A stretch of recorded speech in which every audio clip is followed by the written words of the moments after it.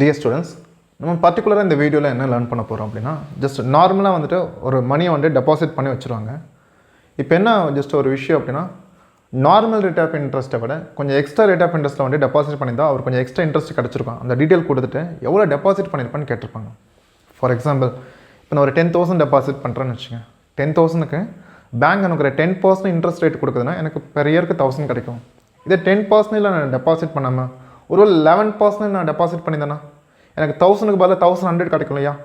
இப்போ 1000க்கு பதிலாக 1100 கிடைக்கும்போது எனக்கு எக்ஸ்ட்ரா எவ்வளோ கிடைக்குது? 100 rupees. இங்கே என்ன கொடுத்துருப்பேன்? இந்த இப்போ நம்ம பார்க்க போகிற சம்மில் இந்த எக்ஸ்ட்ரா வேல்யூ மட்டும் கொடுத்துட்டு நான் எவ்வளோ டெபாசிட் பண்ணியிருப்பேன் அதை கேட்டிருப்பாங்க. ஓகேங்களா? இங்கே நம்ம ஃபார்முலா எதுவுமே யூஸ் பண்ணாமல் சின்ன லாஜிக் அப்படியே சால்வ் பண்ணிக்கலாம். ஓகே, நமக்கான சம் என்னென்னு பார்த்தீங்கன்னா, a sum of money was put at simple interest at a certain rate of interest for 3 years.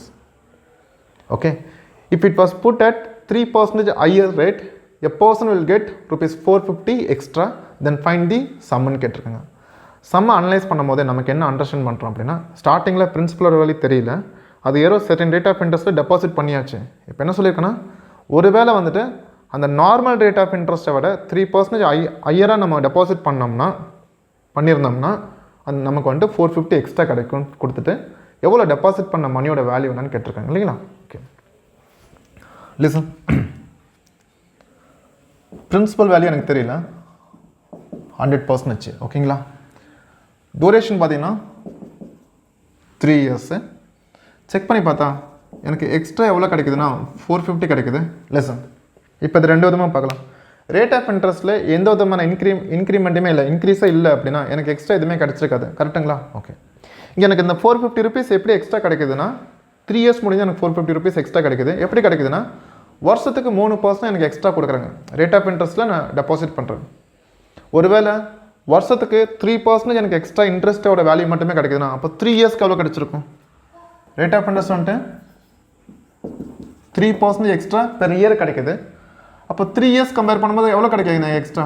9%. இந்த 9% இன்ட்ரெஸ்ட் ரேட் ஆஃப் இன்ட்ரெஸ்ட் மூலியமாக எனக்கு 9% எக்ஸ்ட்ரா கிடைக்கிறதுனால தான் இங்கே 450 எனக்கு எக்ஸ்ட்ரா கிடைக்குதுன்னு சொல்கிறேன். அப்போ லாஜிக்காக பார்க்கும்போது இந்த 9% எதுக்கு ஈக்குவலாக இருக்கும்? 450க்கு ஈக்குவலாக இருக்கும். இதை வச்சு பார்த்தா 1% எதுக்கு ஈக்குவலாக இருக்கும்? 50க்கு ஈக்குவலாக இருக்கும். பிரின்சிபல் எதுக்கு ஈக்குவலாக இருக்கும்? 100%. அப்போ 1% 50னா 100% வந்து 5000 rupees. அவ்வளோதான் ஆன்சர். இப்போ நீங்கள் ஒரே ஒரு இடத்துல மட்டும் கரெக்டாக யோசிச்சா போதும். என்ன அப்படின்னா, 450 அந்த பர்சனுக்கு எது மூலியமாக எக்ஸ்ட்ரா கிடச்சிருக்குன்னா, பெர் இயருக்கு ரேட் ஆஃப் இன்ட்ரெஸ்ட்டில் 3% அதிகமாக கிடைக்குது. பெர் இயருக்கு 3% அப்படின்னா 3 yearsக்கு ஓவரால் 9% கிடச்சிருக்கும். அப்போ அந்த 9%ங்கிறது எக்ஸ்ட்ரா இன்ட்ரெஸ்ட்டோட வேல்யூ எதுக்கு ஈக்குவலாக இருக்கும்? 450க்கு ஈக்குவலாக இருக்கும்.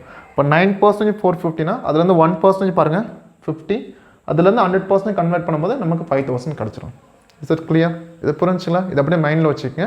இன்னொரு 1 or 2 சம்ஸ் பார்க்கலாம். நமக்கு என்ன சொன்ன சம் என்னன்னு பார்த்தீங்கன்னா, a sum of money was invested at the rate of 8% per annum. If it is increased from 8% to 11%, a person will get rupees 1500 extra, then find the sum ன்னு கேட்டிருக்காங்க. ஓகேங்களா? இது சாதாரண விஷயம் தான். நார்மலாக ஸ்டார்டிங்கில் அது எவ்வளோ ரேட் ஆஃப் இன்ட்ரெஸ்ட் டெபாசிட் பண்ணியிருக்கான்னு பார்த்தீங்கன்னா 8%. இப்போ என்ன சொல்லியிருக்காங்கன்னா, அந்த 8% அப்படியே விட்டுருந்தாங்கன்னா அதுக்கு என்ன இன்ட்ரெஸ்ட்டோ அது மட்டும் தான் கிடச்சிருக்கும். ஆனால் இப்போ அவனுக்கு 1500 எப்படி எக்ஸ்ட்ரா கிடைக்குதுன்னா, 8% ரேட் ஆஃப் இன்ட்ரெஸ்ட் என்னவோ மாற்றிருக்காங்க, 11% மாற்றிருக்காங்க.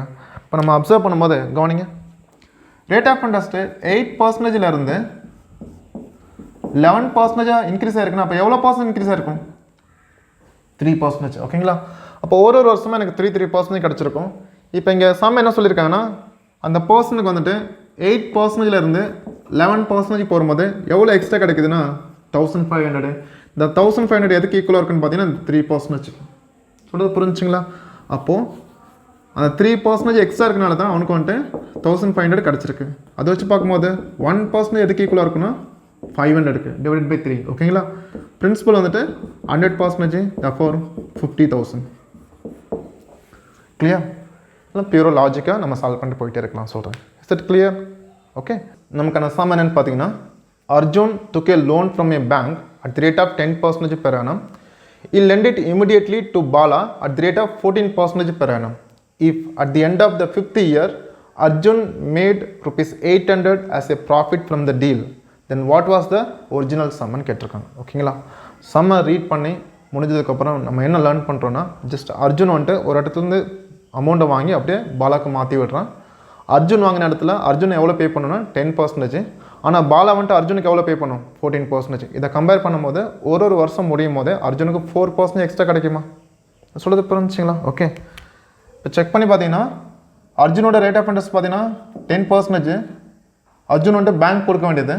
ஆனால் பாலாகிட்டேருந்து அர்ஜுனுக்கு வர வேண்டியது வந்துட்டு 14%. இது ரெண்டும் கம்பேர் பண்ணும்போது பெர் இயர் வந்துட்டு அர்ஜுனுக்கு வந்துட்டு 4% கெயின் கிடைக்குதுன்னு சொல்கிறேன். ஓகேங்களா? இப்போ செக் பண்ண. ஆனால் இங்கே என்ன சொல்லியிருக்காங்கன்னா பிரின்சிபலோட வேல்யூ என்னன்னு கேட்டிருக்காங்க. இட்ஸ் 100%. ஆனால் இந்த 800ன்னு ஒரு வேல்யூ கொடுத்துருக்காங்க இல்லையா, அதனால செக் பண்ணி பார்க்கும்போது அர்ஜுனோட 5 இயர்ஸ்க்கான ப்ராஃபிட் இது. 5 இயர்ஸ்க்கான ப்ராஃபிட்டு செக் பண்ணால் அர்ஜுனுக்கு 1 இயர்க்கே 4% கிடைக்குதுன்னா இப்போ 5 இயர்ஸ்க்கு எவ்வளோ % கிடச்சிருக்கும்? 20%. அப்போ அந்த 20% தான் இந்த 800க்கு ஈக்குவலாக இருக்கும். இப்போ 20% 800னா 1% எதுக்கு ஈக்குவலாக இருக்கும்? 40க்கு ஈக்குவலாக இருக்கும். இப்போ 1% 40னா பிரின்சிபல் வந்துட்டு 100% எதுக்கு ஈக்குவலாக இருக்கும்? 4000க்கு ஈக்குவலாக இருக்கும். அவ்வளோதான். இப்போ புரிஞ்சுங்களா? ஓகே, ஜஸ்ட்டு இந்த எக்ஸ்ட்ரா இதில் வந்துட்டு இப்படியும் கேட்க சம்ம கேட்க வாய்ப்பு இருக்குன்னு சொல்கிறேன். பார்த்து வச்சுக்கோங்க. வேற ஒரு நெக்ஸ்ட் டிஃப்ரெண்ட் டைப்பில் பார்க்கலாம். Thank you so much.